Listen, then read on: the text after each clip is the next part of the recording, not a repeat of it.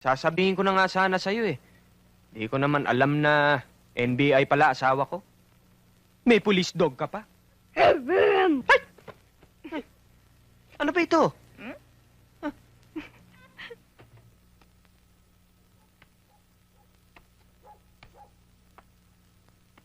At bakit ka late? Ha? Traffic po eh. Don't tell a lie. Aminin. Ano nga aminin ko? Talaga naman traffic eh. Sinungaling! Tumawag ako kanina. Sabi nila, umalis kang may kasamang babae. Huh? Wala, may nais lang akong problema. Problema? May inayos kang problema, pero umalis ka kasama ng babaeng yon ng 3:00 ng hapon. Ha? Kasamahan namin sa Union. Baka naman kung anong unyon ang ginawa nyo. At kung saan na kayo napadpad. Bakit parang iba yata ang amoy mo ngayon? Anong iba amoy? Ikaw kung ano-ano na amoy mo. Laki kasi ng butas ang ilong mo. Bakit mo nagawa sa akin to? Sinong babaeng yon? Sige na nga. Sabihin ko na sa'yo. Leader namin ng Union yon. Kumonsulta lang ako dahil nasuspindi na naman ako.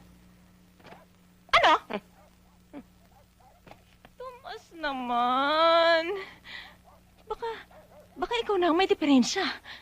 At bawat trabahong pasukan mo, natatanggal ka. Paano na tayo ngayon? Kaya nga ako ginabi ng kahanap ng trabaho eh. Sasabihin ko na nga sana sa'yo eh. Di ko naman alam na NBI pala asawa ko. May police dog ka pa. Heaven! Ay! Ano ba ito?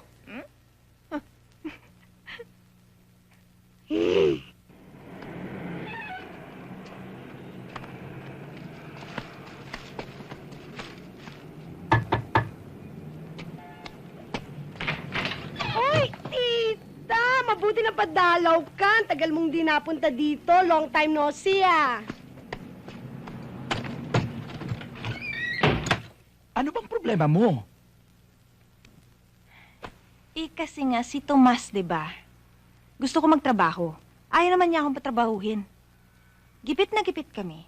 Ayaw naman niya manghiram ng pera sa mama. Gusto ko lang naman makasiguro na maganda ang buhay namin.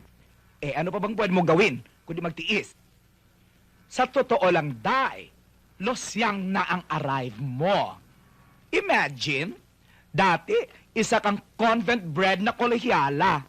Buhay senyorita. Alang-alang sa love, isinakripisyo mo lahat yon.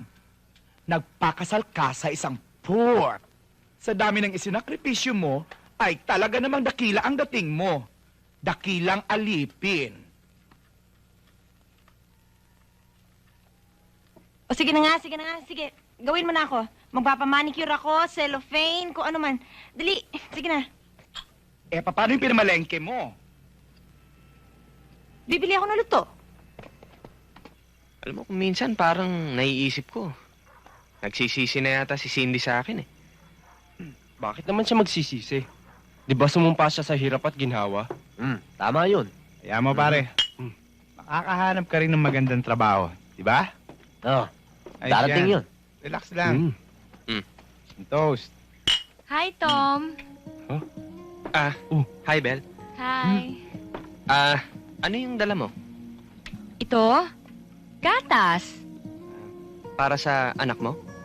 Hindi. Ito yung nilalagay ko sa bathtub.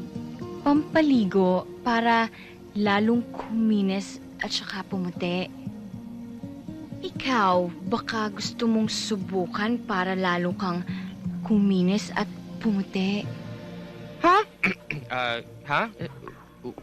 Wala kaming bathtub eh. Kami meron. Pwede mo yung gamitin anytime. Thank you na lang. O sige. Good night, ha? Ang swerte talaga ng misis mo.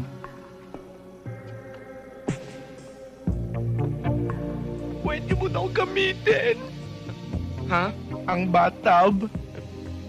Pengi pang ang gatas? Wala na laman yung bathtub?